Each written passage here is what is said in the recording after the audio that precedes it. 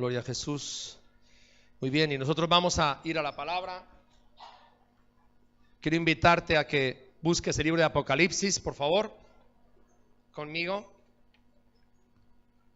Las últimas palabras de la Biblia vamos a leer hoy. Los primeros días del año vamos a ir a las últimas palabras que escribió el apóstol Juan en el libro de Apocalipsis o de la Revelación. Gloria al nombre de Jesús. Gracias, Señor. Aleluya. Yo creo que la conversión verdadera a Cristo hoy también implica un cambio radical de vida. Y ese cambio radical de vida sacude a las personas que no son cristianas y ven qué sucede en las personas. Cuando Cristo me salvó, yo experimenté una conversión radical, porque eso me llevó a abandonar todas las prácticas de la religión católica que mis padres me habían inculcado. Algo que ellos no se podían explicar. Decían, ¿has tenido un cambio de chaqueta? Yo decía, no, he tenido un cambio de corazón. Cristo ha cambiado mi vida, soy otra persona, he nacido de nuevo. Lo peor para ellos fue que a los pocos meses se convirtió mi hermana también. Y se convirtió de verdad. Entonces, ahora había una catástrofe en la familia, porque de los 3 hijos, los 3 eran protestantes, como decían ellos, ¿verdad? Y habían abandonado las prácticas de la religión católica, en la cual toda nuestra familia y ancestros habían vivido siempre, ¿verdad? Y eso era una traición a la familia, a la herencia de la familia y todo lo demás, ¿verdad? Entonces mis padres tomaron la decisión de alquilar un detective y lo mandaron al lugar donde vivíamos para ver quién eran las personas que estaban con nosotros, quién eran los protestantes. Claro, en un pueblo de Castilla pequeñito nunca habían oído hablar de los protestantes, ¿sí? Entonces mandaron un detective para conocer a esas personas con las que nos relacionábamos. Y esa era su pregunta, ¿quién eran esos bichos raros? ¿Quién eran los protestantes? Una vez yo recuerdo que mi padre, bien enojado, me dijo, ojalá fueras un homosexual o un terrorista, ¿verdad? Pero eres un protestante, que es mucho peor todavía. Y bueno, como mi hermana estaba sola, pues la única manera de ayudarla era escribirle cartas. No se podía congregar, estaba allí en el pueblo con mis padres. Y en esas cartas que le mandábamos cada semana, no nos dábamos cuenta de que en la medida que mandábamos la carta para que ella se alimentara con la palabra, nunca recibía las cartas. Resulta que las cartas las cogía mi mamá, y mi mamá sí las abría y las leía. Y cuando mi mamá leía las cartas, se dio cuenta de que había una frase que yo le repetía muchas veces, estando recién convertido, repito, que era la frase, Cristo viene pronto. Entonces en la carta yo se lo repetía una vez y otra vez a mi hermana, ¿verdad? Y tengo ese convencimiento desde que me he convertido, hermanos, de que Cristo viene pronto. Y esa va a ser la frase lema del año 2018, Cristo viene pronto. ¿Lo puedes repetir conmigo?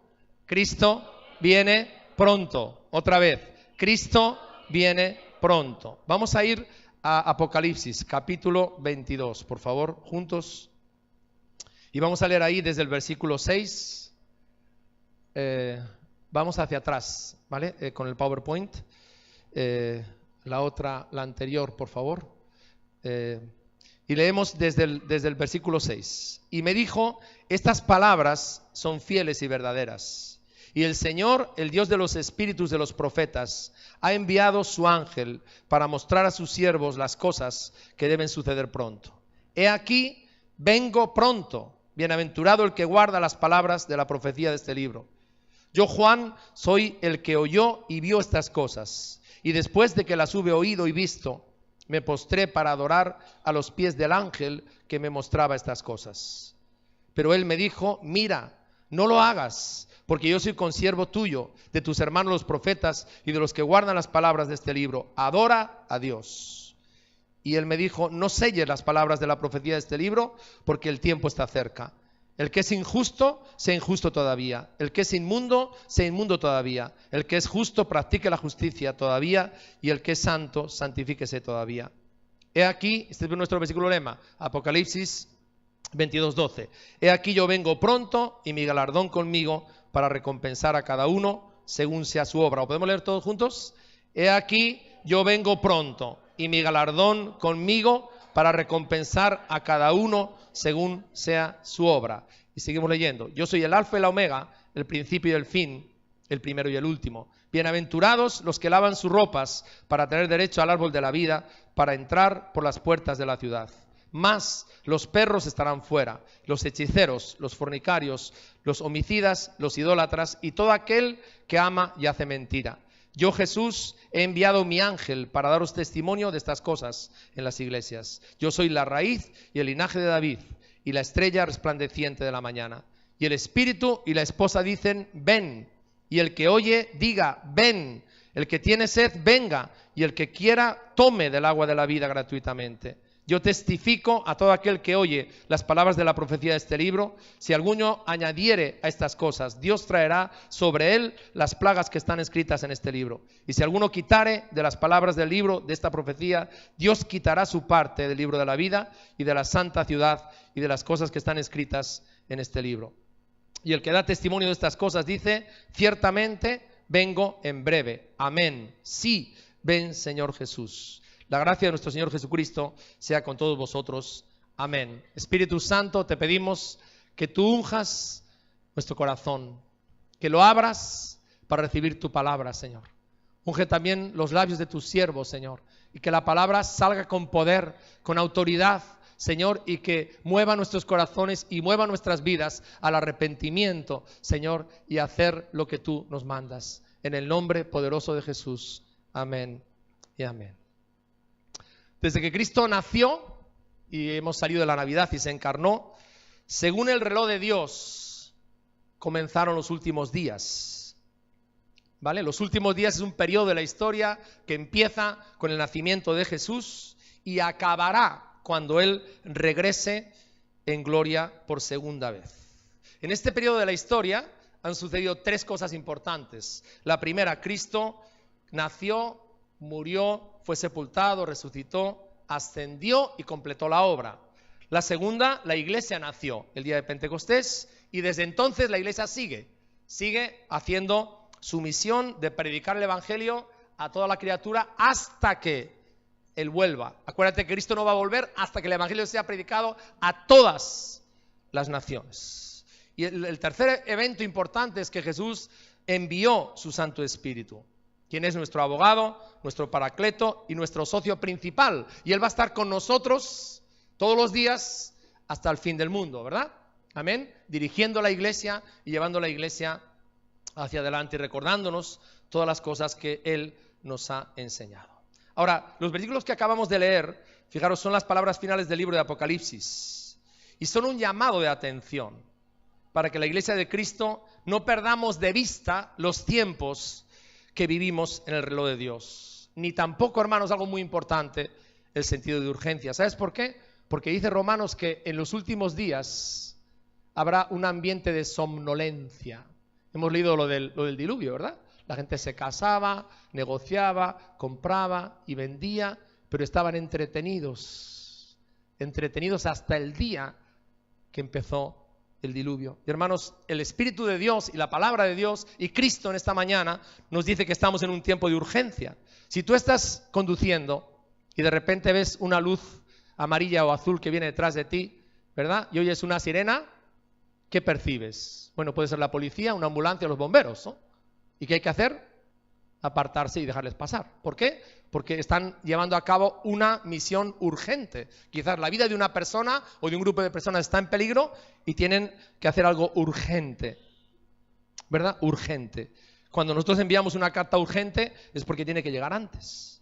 Entonces, ¿qué significa esta frase que acabamos de leer? He aquí, yo vengo pronto, ¿verdad? Quiero que, bueno, no tenemos, vamos a ver si el PowerPoint lo necesitamos en esta mañana, no nos funciona, ¿vale? Entonces, quiero que veamos la anterior, por favor, que veamos lo que significa aquí. Fijaros, la frase es, he aquí yo vengo pronto. Y fijaros, el texto bíblico, quiero que se fijen aquí, dice esto, he aquí vengo pronto, he aquí yo vengo pronto y mi galardón conmigo para recompensar a cada uno según sea su obra. El que da testimonio de estas cosas dice, ciertamente vengo en breve. Amén, sí, ven Señor Jesús. Bien, entonces, ¿qué significa esta frase? Bueno, hermanos, significa que igual que el Señor cumplió todas las profecías, todas, respecto a su primera venida, hermanos, ciertísimamente Él va a cumplir todas las profecías respecto a su segunda venida. Tenemos la garantía total de que todo lo que Jesús ha dicho en cuanto a su regreso, literalmente se va a cumplir. Se va a cumplir al pie de la letra. Se va a cumplir en el tiempo de Dios, aunque nadie sabe ni el día ni la hora. Se va a cumplir, dice, en un abrir y cerrar de ojos, y se va a cumplir sin demora ninguna. Luego, por tanto, hermanos, este tiempo y amigos que estamos viviendo es un tiempo de urgencia, es un tiempo para estar apercibidos. En Romanos, cuando Pablo está escribiendo la carta, ¿verdad?, a la capital del imperio, a los cristianos allí, en el capítulo 13, versículo 11, no todo está en la pantalla, te pido que lo busques y que tomes nota, dice, y esto conociendo el tiempo, que es ya hora de levantarnos del sueño, porque ahora está más cerca de nosotros nuestra salvación que cuando creímos, ¿verdad? Y hermanos, el apóstol Pedro lo deja muy claro cuando está escribiendo la carta a los cristianos, en la segunda carta de Pedro, está hablando, hermanos, de cómo son los tiempos desde la óptica, desde la perspectiva de Dios, ¿verdad? Y en segunda de Pedro, capítulo 3, versículo 8, fijaros lo que dice, segunda de Pedro 3, 8, dice aquí Pedro, mas, oh amados, no ignoréis esto, que para con el Señor un día es como 1000 años y 1000 años como un día. El Señor no retarda su promesa, según algunos la tienen por tardanza, sino que es paciente para con nosotros, no queriendo que ninguno perezca, sino que todos procedan al arrepentimiento. Pero el día del Señor vendrá como ladrón en la noche, en el cual todos los cielos pasarán con gran estruendo, y los elementos ardiendo serán deshechos, y la tierra y las obras que en ella hay serán quemadas. Cuando Jesús subió al cielo, los discípulos se quedaron así, mirando hacia arriba y con la boca abierta. Y de repente dice que descendió un ángel. Y dice, varones galileos, ¿qué hacéis mirando al cielo? De la misma forma que le habéis visto subir, Él volverá. Y ya les apercibió desde entonces, Él volverá. Lucas 19 dice, entre tanto que el Señor regresa, ocupémonos en sus asuntos. Y Pablo en Corintios, cuando escribe a los Corintios acerca de la importancia de la resurrección de Jesús, en el capítulo 15, y de lo que va a suceder cuando Jesús venga, versículo 51, dice, he aquí os digo un misterio, no todos dormiremos, pero todos seremos transformados en un momento, en un abrir y cerrar de ojos, a la final trompeta, porque se tocará la trompeta, y los muertos serán resucitados, incorruptibles, y nosotros seremos transformados. Entonces, hermanos, la frase vengo pronto, es curioso, ¿verdad? Se repite 5 veces en el libro de Apocalipsis, 5 veces se repite. Es decir, la venida del Señor, hermanos, según pasa la siguiente, según la Biblia, va a ser algo rápido y repentino. ¿Sí? El regreso de Jesús en el tiempo de Dios es urgente. Ahora, en muchos lugares de la Biblia vemos estas dos palabras, he aquí. He aquí, he aquí. ¿Qué significa eso en la mentalidad bíblica? Bueno, en la mentalidad bíblica, lo que viene después de he aquí, la verdad que viene después de he aquí, en este caso, yo vengo pronto, es una alerta que significa párate y reflexiona en esa verdad. Yo vengo pronto, ¿verdad? Párate y reflexiona en esa verdad. Observa cuidadosamente. Cuando Jesús habla de los lirios del campo, aquí los lirios del campo ni hilan, ni trabajan, ¿no? Entonces Él nos dice que observemos a los lirios del campo. Observa cuidadosamente. Toma nota de esa verdad. Considera profundamente esa realidad. Entonces, querido hermano, querido amigo, estamos hablando de una realidad histórica, no estamos hablando de un cuento chino. Estamos hablando de algo urgente e inminente que va a suceder con toda certeza. Cristo viene pronto por segunda vez. La palabra lo declara, la palabra lo confirma y lo da como un hecho histórico inequívoco. Él viene rápidamente. Y hermanos, estas palabras son un aviso urgente para su iglesia. ¿Sabes algo? Pablo, cuando escribe Tesalonicenses, y el resto de los apóstoles tienen esta convicción. Ellos creían de que antes de que ellos se murieran, Cristo iba a volver. Y así lo predicaban y lo enseñaban. O sea, ellos iban a las iglesias, predicaban a la gente y tenían esa convicción. Antes de que yo me muera, Cristo va a volver. Veían la venida de Cristo como algo inminente, como algo inmediato y como algo urgente, ¿verdad? Entonces, hermanos, cuando Él venga, ¿qué significa su venida? Su venida significa una venida de juicio. Estamos en un mundo hoy donde las personas tienen esta mentalidad. Y a veces los creyentes, tristemente. Yo puedo hacer lo que quiera, que como Dios es muy bueno, Dios es un padrazo, como hay mucha gracia, yo puedo hacer lo que quiera. Bueno, la palabra de Dios, hermano, nos dice que Dios es amor, Dios es misericordia, pero Dios dice que Dios es juez, ¿verdad? Y que todos vamos a comparecer un día delante del tribunal de Cristo y daremos cuenta de lo que estamos haciendo, ¿verdad? Eso lo enseña la Biblia, hermanos, y que andemos en el temor de Dios. De hecho, la Biblia habla el doble de veces del temor de Dios que del amor de Dios. Entonces tenemos que tener una doctrina equilibrada y centrada, hermanos. La venida de Jesús es una venida de juicio. Él viene como Rey en gloria para juzgar a vivos y muertos. Él viene para establecer un cielo nuevo y una tierra nueva donde more la justicia. Él viene para dar un galardón. Esta palabra no la usamos. ¿Qué significa galardón? El galardón es un premio honorífico por los méritos o servicios. Por ejemplo, se daba en el terreno militar, ¿no? Cuando un soldado peleaba una batalla y hacía una hazaña, se le daba un galardón. Sería lo que llamaríamos hoy un diploma, una medalla, un reconocimiento. Es un pago, una recompensa, un jornal o un salario. Y fíjate lo que dice aquí. Jesús es galardonador de los que le buscan. Hebreos, que dice, ¿no? Que es necesario que el que se acerca a Dios crea que lo hay y que es galardonador de los que le buscan. Entonces, iglesia, si esto que estamos predicando es una realidad, ¿qué implica de verdad que su regreso es urgente, inminente, rápido, en breve y sin demora? ¿Qué implicación tiene eso para nuestra forma de vivir en el mundo en el que estamos, que está tan sacudido, tan conmovido, con tanta inestabilidad? ¿Cómo está nuestra nación, verdad? Está pasando un momento realmente de mucha inestabilidad política, moral, económica, etcétera. ¿Qué implica esto? Creer de verdad que Cristo viene pronto. Bueno, por lo menos según los textos bíblicos que acabamos de leer, tiene 5 implicaciones. La primera, que Dios quiere que vivamos centrados en la palabra. Cuando leemos los últimos días, Mateo 24, ¿qué te dice? Se levantarán falsos cristos. Se levantarán falsos profetas. Y un falso profeta no es uno que va con el tridente y vestido de negro, ¿verdad? Un falso profeta es una persona que tiene una forma de hablar muy atractiva, te dice cosas muy atractivas, ¿verdad? Pero se sale fuera del consejo de Dios. Pero es muy atractivo. Es muy atractivo, son palabras muy bonitas, suenan muy bien, lo decíamos el día de Nochevieja, apelan a tu ego, ¿verdad? La bendición de Dios, etcétera, etcétera, ¿verdad? Pero está desviándose del consejo de Dios. Los últimos días están caracterizados porque se levantarán falsos cristos, falsos profetas, con doctrinas falsas y predicando otro evangelio. Y hermanos, por eso insistimos tanto en la iglesia, en que leas la palabra, en el devocional diario. Por eso insistimos tanto en eso, porque la mejor vacuna contra la falsa doctrina, ¿cuál es?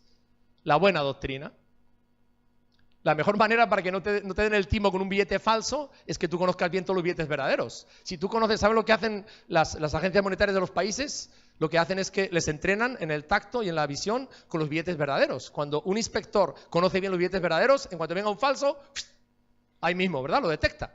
Entonces, hermano, la mejor preparación para este mover de los últimos días es que tú estés en la sana doctrina, que estés empapado de la palabra, que estudies la palabra, que conozcas la palabra en tu vida y la tengas ahí. Pablo le escribe a los Gálatas, Gálatas capítulo 1.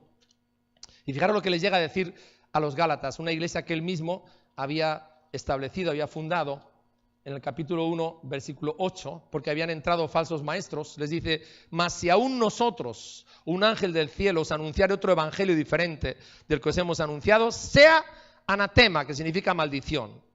Como antes hemos dicho, también ahora lo repito, si alguno os predica diferente evangelio del que habéis recibido, sea anatema. Y en Hechos de los Apóstoles, hermanos, estas cosas se nos olvidan, pero estos son sucesos que están pasando en nuestros días. Hechos capítulo 20, versículo 30, Pablo convoca a todos los ancianos de la iglesia de Éfeso y empieza a hablarles proféticamente de cómo estaban las cosas en la iglesia y de lo que iba a pasar. Y en el versículo 30, fijaros lo que dice, y de vosotros mismos, o sea, de los propios ancianos que la iglesia tenía en ese momento, de entre vosotros mismos, dice, se levantarán hombres que hablen cosas perversas.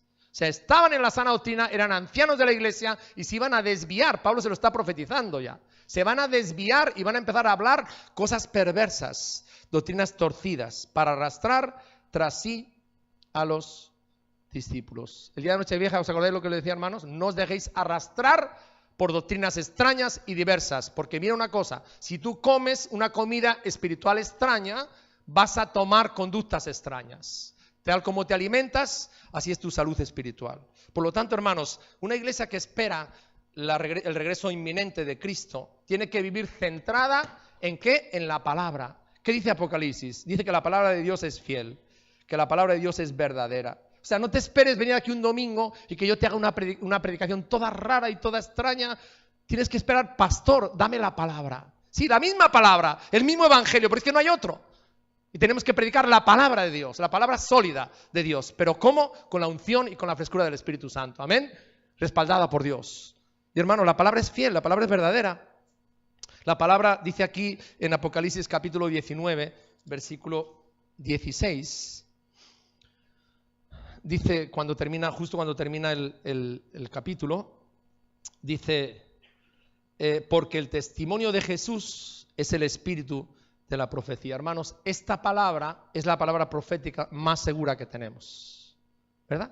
Es la palabra profética más segura que tenemos. Y la palabra, hermanos, dice aquí Apocalipsis, tiene que ser guardada, obedecida y puesta en práctica. Y yo quiero que me acompañes para que redescubramos hoy el poder que tiene la palabra de Dios, que ya lo sabemos, al Salmo 19. El Salmo 19 es una descripción maravillosa del poder que tiene la palabra de Dios en nuestras vidas. Y qué detergente más poderoso es para limpiarnos, transformarnos y cambiarnos continuamente. Dice el Salmo 19, versículo 7, la ley de Jehová es perfecta, que convierte el alma. El testimonio de Jehová es fiel, que hace sabio al sencillo. Los mandamientos de Jehová son rectos. ¿Sabe lo que significa la palabra iniquidad? De donde hemos estado todos en la iniquidad, lo torcido, ¿verdad? Nuestra conducta y nuestras actitudes de pecado son torcidas, pero Dios es un Dios de rectitud. Y dice más adelante, el precepto de Jehová es puro, que alumbra los ojos. El temor de Jehová es limpio, que permanece para siempre. Los juicios de Jehová son verdad, todos justos. Deseables son más que el oro y más que mucho oro afinado. Y dulces más que la miel, que la que destila del panal. Y le dice el ángel a Juan algo un poco raro, ¿no? Le dice, no selles este libro, no lo selles, sino que esté abierto. Hermano, la palabra de Dios tiene que ser abierta, tiene que ser leída y tiene que ser predicada. Tenemos que llevar la palabra de Dios fuera de estas paredes. Hay un montón de personas fuera de aquí, ¿verdad?, que necesitan la palabra de Dios y hay que llevarla. ¿Por qué? Porque la Biblia habla, hermanos, de la realidad, es el manual de vida y habla de las cosas que van a suceder. El ángel dice, no las selles, no las cierres. Ahora le dice algo más, no se debe añadir nada. ¿Qué quiere decir esto? Bueno, está habiendo en estos últimos días mucho mover profético. Y hay personas, hermanos, que a la hora de manejar la profecía en la iglesia la ponen por encima de la Biblia. Me dieron esta palabra profética y esto es lo que voy a hacer. Pues hermanos, eso es lo que realmente es añadir. Porque una profecía personal, así sea el profeta que tú quieras, nunca puede tener más autoridad que la palabra de Dios. Entonces tú no puedes añadir a la palabra viva y eficaz de Dios ninguna profecía personal, sino al contrario, tiene que estar siempre debajo y confirmada y contrastada con la palabra de Dios. Dice aquí que el añadir acarrea juicio y trae plagas. Y otra cosa que dice, no se debe quitar. Y eso es lo que el hombre ha hecho muchas veces. Ha puesto la tradición del hombre por encima de la palabra de Dios. De ese contexto venimos muchos de nosotros, ¿verdad? En Mateo 5:15 Jesús le dice a los fariseos, habéis anulado la palabra de Dios para establecer vuestra tradición. Si una persona dice con lo que voy a honrar a mi padre y a mi madre es corbán, está dedicado a Dios, entonces ya no tengo que obedecer ni que honrar a mi padre y a mi madre. Jesús le dice, grave error, porque habéis quitado el poder que tiene la palabra, la autoridad que tiene, y la habéis sustituido por vuestra tradición. Hermanos, solamente la Biblia es nuestra norma suprema de fe y de conducta. Amén. Luego, hermanos, Cristo viene y es algo inminente, es algo urgente. Luego, por tanto, eso implica que vamos a vivir, hermanos, centrados en la palabra de Dios. Lo segundo que nos dice esta palabra de Apocalipsis, que vamos a vivir adorando solamente a Cristo. Fijaros, dice aquí, yo Juan soy el que oyó y vio estas cosas. Después que las hube oído y visto, me postré para adorar a los pies del ángel que me mostraba estas cosas. Un ángel. Impresionante, ¿no? Una experiencia impresionante. Pero dice, él me dijo, mira, no lo hagas, porque yo soy consiervo tuyo, de tus hermanos los profetas y de los que guardan las palabras de este libro. Adora a Dios. Entonces, el mismo apóstol Juan estuvo tentado a cometer idolatría. Es decir, idolatría es adorar a otro ser que no sea Dios, adorar a un ángel. Entonces, aparentemente, wow, un ángel, ¿no? Nos puede impactar tanto que sin querer nos ponemos de rodillas, pero el mismo ángel le dice, no, no, porque yo estoy en el cielo y en el cielo al único que se adora es a Dios. En el cielo solamente hay un trono y es el trono de Jesús. Y solamente se adora a Dios, no me adores a mí. Jesús fue categórico, ¿verdad? Cuando el diablo le tentó. Al Señor tu Dios adorarás y solo a Él darás culto. Y el ángel es firme aquí. Adora a Dios, no me adores a mí. Ahora, ¿saben una cosa? ¿Por qué Dios prohíbe la idolatría? Dios prohíbe la idolatría porque la idolatría corrompe moralmente a las personas. Y en los últimos días, hermanos, los creyentes también vamos a ser tentados con 4 clases de idolatría. Déjame que te explique esto. 4 clases de idolatría. La primera es adorar al hombre. Eso se llama humanismo, ¿verdad? El hombre se cree Dios y con la capacidad de decir lo que es bueno y lo que es malo. Y ahí estamos hoy, en el humanismo, por encima de Dios. El culto al hombre. La civilización moderna le ha dado la espalda a Dios, ¿verdad? Y da culto al hombre. Y el humanismo corrompe. Y si no, escucha las noticias todos los días y verás. La segunda idolatría es adorar a seres superiores. Los colosenses habían caído en esta idolatría. En el Colosenses capítulo 2, Pablo les tiene que escribir esta carta a los cristianos, fijaros, de Colosas, porque habían caído en la idolatría de adorar a los ángeles. Colosenses 2:18, dice aquí en la palabra de Dios, nadie os prive de vuestro premio, afectando humildad y culto a los ángeles, entremetiéndose en lo que no ha visto, vanamente hinchado por su mente carnal. Y hoy en día hay personas que dan culto a mediums, dan culto a santos, dan culto a vírgenes y dan culto a demonios para poder recibir beneficios espirituales. Jesús fue muy claro, ¿te acuerdas? Yo soy el camino y la verdad y la vida y nadie va al Padre sino a través de mí. Pablo dice a Timoteo, hay un solo Dios y hay un solo mediador entre Dios y los hombres, Jesucristo hombre. ¿Por qué? Porque el culto a los ángeles corrompe. Y ahí hemos vivido. En la Iglesia Católica ahí está apoyada en el culto a los ángeles, en el culto a los santos, en el culto a las vírgenes, ¿verdad? Ese es el apoyo más importante que tiene en el culto. Así que la primera idolatría que estamos viviendo es la idolatría de adorar al hombre, el humanismo. Adorar a los seres espirituales, a los ángeles, a los santos. La tercera idolatría, que esta vez no se detecta, es adorar a los siervos. Miren, hermanos, Dios ha puesto hombres en autoridad en el ministerio. Pero hay algo muy claro que yo quiero decir de este púlpito. Nunca debemos de adorar a esa persona, por más bien que predique, por más milagros que Dios le use para hacer o lo que sea, ¿verdad? Nunca debemos de adorar al hombre. Dios prohíbe la pastorlatría. ¿Sabe lo que es la pastorlatría? Pues la adoración del pastor. Sí, la adoración del pastor, hermanos. Una vez entré en una iglesia que tiene televisión, etcétera, etcétera, no voy a dar el nombre, y me quedé asombrado de que por todos los lados estaba la foto del pastor y de la pastora. No había ningún otro libro, solamente era eso. Digo, Señor, guárdanos, porque somos siervos, punto, ya está. Dios nos puede usar más o nos puede usar menos. Entonces debemos de honrar, respetar y tener en gran estima a nuestros pastores, porque son autoridad de Dios para nosotros y nos debemos de someter y obedecer a ellos. Pero hermanos, simplemente, hermanos, somos siervos. Mi esposa lo dice de una forma muy plástica, ¿verdad? Tenemos que ir al baño todos los días, ¿eh? No andamos levitando ni nada de eso. Somos seres humanos con debilidades y estamos en el ministerio por la gracia de Dios. Entonces, hermanos, no adulemos. Es otra señal de los últimos días. No adulemos a los siervos de Dios, a los ungidos de Dios. Porque, hermanos, en la iglesia de Cristo, que es el propietario de esta iglesia, solamente hay uno que tiene que llevarse la gloria siempre, y es Jesús.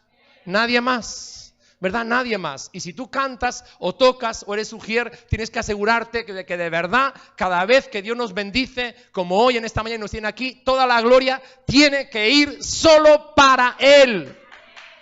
Nos tenemos que asegurar, hermanos, de que la gloria sea solamente para Jesús, para nadie más, porque eso nos corrompe.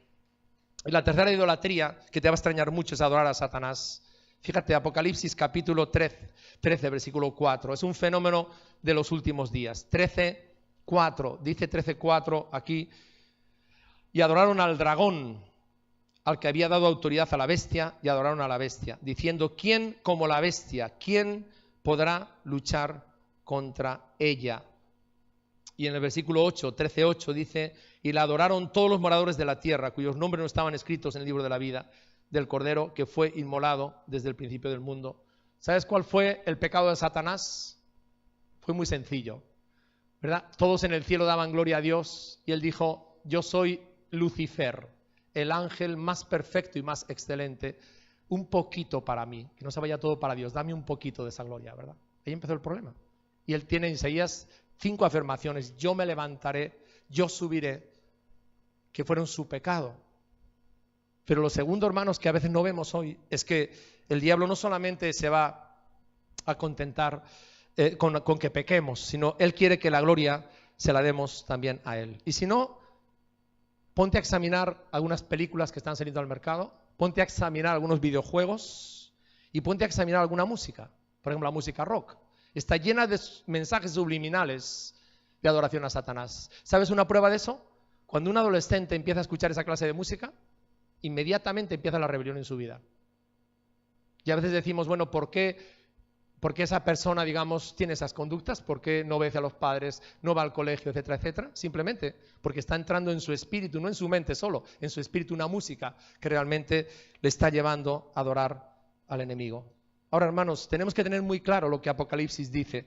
En el capítulo 5, cuando habla acerca de la adoración en el cielo, ¿verdad? Es muy claro lo que aquí se describe, la realidad espiritual. Dice, miré, Apocalipsis 5:11, y oí la voz de muchos ángeles alrededor del trono, y de los seres vivientes y de los ancianos. Y su número, fíjate, eran millones de millones que decían a gran voz, el Cordero que fue inmolado es digno de tomar el poder, las riquezas, la sabiduría, la fortaleza, la honra, la gloria y la alabanza. Y a todo lo creado que está en el cielo y sobre la tierra y debajo de la tierra y en el mar y a todas las cosas que en ellos hay, oí decir, fijaros a todo, al que está sentado en el trono, y recuerdo que solamente hay un trono, y al Cordero, que es el único sentado en el trono, sea la alabanza, la honra, la gloria y el poder por los siglos de los siglos. Y los 4 seres vivientes decían amén, y los 24 ancianos se postraron sobre sus rostros y adoraron al que vive por los siglos de los siglos. Hermanos, es la realidad espiritual. Solamente hay un trono en el mundo espiritual. Solamente hay un nombre, sobre todo nombre, que es el nombre de Jesús. Solamente hay uno sentado en el trono, que es Cristo. Y solamente hay uno, hermanos, que es digno de la adoración. Y la verdadera adoración, hermanos, no es religión. La verdadera adoración nos transforma. ¿Te acuerdas lo que le pasó a Isaías? Dice, el año que murió el rey Uzías, vi yo a Dios sentado en un trono. Y los querubines iban y decían, santo, santo, santo es Jehová de los ejércitos. Y los cimientos de la casa, del templo, empezaron a temblar. ¿Y sabes lo que ocurre cuando adoramos a Dios de verdad? Cuando adoramos a Dios de verdad nos damos cuenta de una cosa. Ay de mí, que soy un hombre pecador y he visto la santidad de Dios. ¿Y que le dice a Dios? Pasa un carbón encendido, ¿verdad? Límpiame y lávame. Entonces, hermano, la verdadera adoración, la adoración del cielo, la adoración de Cristo Jesús, cuando Él es el centro, nos tiene que transformar, nos tiene que llevar a vivir en la santidad de Dios, nos tiene que hacer personas que se entregan a Dios sin reservas, que se rinden y que tienen una pasión por predicar el Evangelio, porque después de ese encuentro con la majestad de Dios y de que Isaías es limpiado, Dios dice, ¿a quién enviaré y quién irá por mí? ¿Qué responde Isaías? Heme aquí, envíame a mí. Escucha esto, hermanos, una iglesia que adora es una iglesia que evangeliza. Una iglesia que adora es una iglesia que predica el evangelio. Una iglesia que adora es una iglesia que abre grupos de hogar y que planta iglesias, porque después de la adoración verdadera no puede quedar otra cosa. No es un éxtasis que bien estoy en la iglesia y qué feliz, gloria a Dios. No, hermanos, es que ¿a quién enviaré? Sigue diciendo Dios. ¿Quién irá por mí para rescatar a los perdidos? Y la cuarta idolatría que estamos viviendo, que es feroz para los creyentes en los últimos días, es el dinero y las riquezas. Jesús, hermanos, fue categórico. Él dijo, no se puede servir a dos señores. Si sirves a Cristo, no puedes servir al dinero. Y si sirves al dinero, no sirves a Dios. Hermanos, a mí me da tristeza ver cuántos creyentes que en su país eran personas comprometidas con Dios y estaban sirviendo a Dios, cuando llegan aquí y empiezan con la obsesión del dinero para no sé qué, ya pierden todos los valores. Sí, en mi país, allí yo iba a la iglesia. Y a veces yo llamo a los pastores, pido referencia, sí, este hermano aquí sí, ¿qué le pasó? ¿Qué le pasó, hermanos? El amor al dinero trae muchos males y nos aparta de la fe. El dinero es neutro, pero el amor al dinero, hermanos, es el gran ídolo, el consumo de nuestra generación. Y tenemos que cuidarnos, hermanos, porque si Cristo viene pronto, si esa realidad la creemos a pies juntillas, quiere decir que tenemos que adorar solamente a Jesús. Tercera implicación, vivir en santidad. Vivir en santidad. Leamos los versículos. Dice, el que es injusto sea injusto todavía, el que es inmundo sea inmundo todavía, y el que es justo practique la justicia todavía, y el que es santo santifíquese todavía. Bienaventurados los que lavan sus ropas para tener derecho al árbol de la vida y para entrar por las puertas de la ciudad. Mas los perros estarán fuera, y los hechiceros, los fornicarios, los homicidas, los idólatras y todo aquel que ama la mentira. ¿Saben cuál es el mensaje más urgente para la iglesia hoy? No es que Dios te va a bendecir mucho y que te va a dar mucho dinero, no. El mensaje más urgente es un mensaje de arrepentimiento, hermanos. Arrepentimiento. Hoy todavía es día de salvación. Hoy todavía es un día de oportunidad. Pero un día, hermanos, la puerta se va a cerrar. Y es muy pronto. Es curioso cuando hemos leído en Génesis, ¿verdad? Dice, Dios cerró la puerta del arca, no la cerró Moisés. Y dijo, ahora os fastidiáis, porque he estado 120 años predicando y ninguno se ha convertido, te cierro la puerta y te fastidias. No. Dice que Dios cerró la puerta del arca. Y hay creyentes a veces que juegan con el pecado, viven una vida que saben que delante de Dios no es correcta y dicen, bueno, pastor, ya me arrepentiré. Ya me arrepentiré. ¿Sabes algo que yo he aprendido que es fuerte esto? El verdadero arrepentimiento, el arrepentimiento verdadero del pecado deliberado, solamente lo produce el Espíritu Santo. A lo mejor ese día que tú has jugado tanto con el pecado, quieres arrepentirte, quieres volverte a Dios y resulta que ya no. Tu corazón está demasiado endurecido, hermanos. Entonces hay una seria advertencia aquí.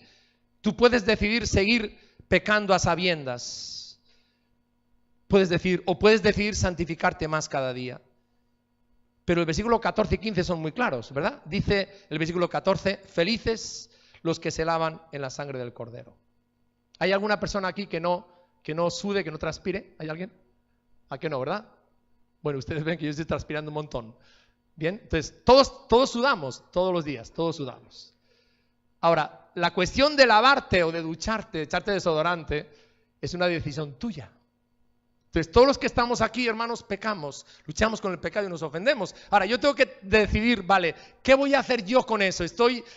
Quiero cada día limpiarme en la sangre de Jesús, quiero vivir al acostarme sin ninguna ofensa con nadie. El versículo 14 es bien claro, ¿verdad? Felices los que deciden lavarse cada día y limpiarse. La sangre de Cristo su Hijo nos limpia de todo pecado. Hermanos, esa es nuestra realidad. Claro que transpiramos, claro que sudamos, pero no andamos así 3 semanas, ¿verdad? Sino que nos duchamos, nos lavamos, nos aseamos, porque esa es la realidad del cuerpo humano. Yo digo, hermanos, claro que luchamos con el pecado y que pecamos y caemos, pero ese no es la última realidad. Lo importante es que yo me limpie cada día, que yo vaya a la sangre de Jesús, que quiera vivir limpio, que quiera vivir en transparente delante del Señor. Dice aquí la palabra de Dios algo muy claro, en el cielo solamente cabe la santidad, no hay lugar para el pecado, y sin santidad, hermanos, nadie verá al Señor. Y el versículo 15 habla de los que vivirán fuera del cielo. Dice los que aman la mentira y los que practican la mentira. ¿Sabes algo? La mentira es como un manto que cubre todas las conductas. Aquí en Apocalipsis, precisamente en el capítulo 21, búscalo conmigo. Mira, Apocalipsis 21 dice aquí en el versículo 8.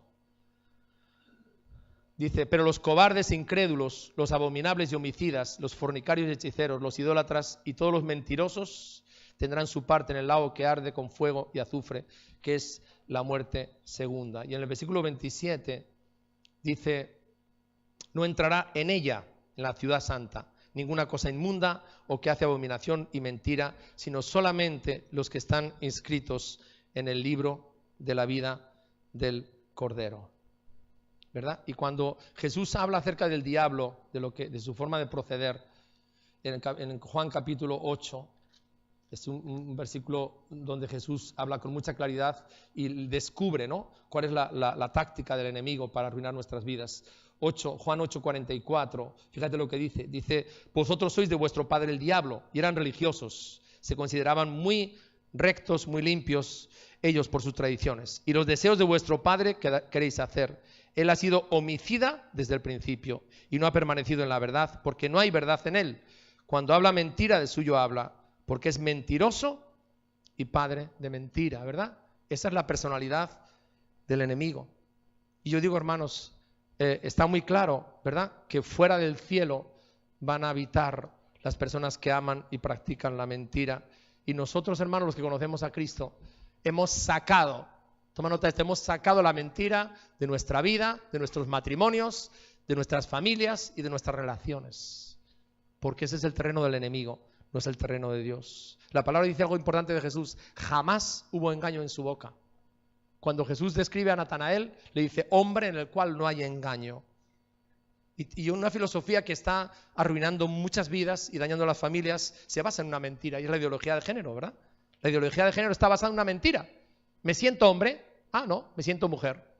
Ignorando las realidades biológicas que Dios ha establecido. Pero hermanos, la palabra ya lo dice, y es algo que nos está asediando por todos los lados. Los países, los gobiernos están accediendo a esta mentira para la destrucción de la familia. Fíjate Romanos 1:25 lo que dice.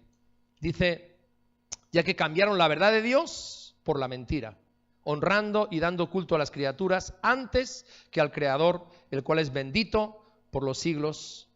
Amén. ¿Verdad? Amén. La cuarta implicación de que Cristo viene pronto es vivir centrados en Cristo, ¿verdad? Vivir centrados en Cristo. Pasamos ahí. Fijaros lo que dice aquí Jesús. Dice, yo soy el alfa y la omega, el principio y el fin, el primero y el último. Yo soy la raíz, el linaje de David, la estrella resplandeciente de la mañana. Cuando tú lees detenidamente Apocalipsis, te das cuenta de algo. Que Apocalipsis es una revelación de Cristo. Sí, en Apocalipsis es un libro, muchas personas no lo leen porque dicen, bueno, y el dragón, y la bestia, y no sé cuántos cuernos por aquí, y bueno, y se empiezan a liar. Hermanos, Apocalipsis en esencia es una revelación de Jesucristo. Cristo tiene que ser el centro de nuestras vidas. Y estos versículos recogen varios títulos o nombres de Cristo que explican quién es Jesús, ¿no? Dicen lo primero, Cristo es el alfa y la omega. Sabes que es la primera y la última letra del alfabeto griego. Es decir, Cristo es todo en todos. Lo segundo que declara es que Cristo es el principio y el fin, que Cristo es eterno, que no tiene ni principio ni tiene fin, que Él existe desde siempre, Él es eterno. Y lo tercero que dice, Él es el primero y el último. Y esa expresión en griego significa que Él es la máxima autoridad. Jesucristo es la máxima autoridad del universo, ¿verdad? Él es el Hijo de Dios, Él es el Hijo del hombre, Él es 100% Dios, 100% hombre. Y luego añade dos títulos más. Dice, Él es la raíz y el linaje de David. Habla de la procedencia de Jesús, ¿verdad? Y Él es la estrella resplandeciente de la mañana. Él es la luz del mundo. Gloria al nombre de Jesús. La quinta implicación, vive desesperado por su regreso. Versículo 17, el espíritu y la esposa dicen, ven. Y el que oye diga, ven. Y el que tiene sed, venga. Y el que quiera, tome del agua de la vida gratuitamente. El que da testimonio de estas cosas dice, ciertamente vengo en breve. Amén, que significa así sea. Sí, ven, Señor Jesús. Hermanos, la iglesia que cree que Jesús viene muy pronto tiene solamente una reacción. Está desesperada, apasionada, ansiosa y sedienta de que Cristo regrese.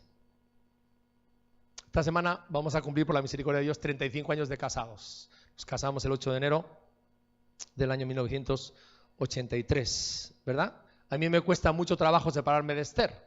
En estos días ella se fue por la situación familiar que tenemos, ¿verdad? Pero estoy deseoso de que venga ya, de que regrese, ¿sí? Porque Él es la pasión de mi vida, es el amor de mi vida. Es así, ¿verdad? Entonces, uno vive desesperado por el regreso del amado, hermanos. Eso es una iglesia que está caminando sin estar durmiendo y sin estar entretenida. Está desesperada, está apasionada, está ansiosa, está sedienta de que Cristo vuelva.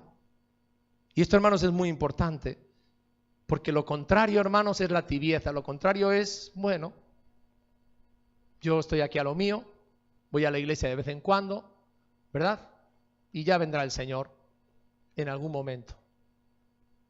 Pero, hermanos, estamos hablando de que la realidad de que Cristo viene pronto es algo urgente, es algo inminente para nosotros.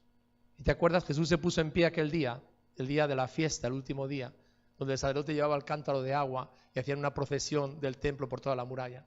Y dijo, si alguno tiene sed, venga a mí y beba, porque el que cree en mí, como dice la Escritura, de su interior correrán, ¿qué? Ríos de agua viva. Hermanos, en los últimos días estamos viendo cómo el amor y la pasión y el fervor de muchos creyentes se está apagando. ¿Por qué? Por el aumento de la maldad.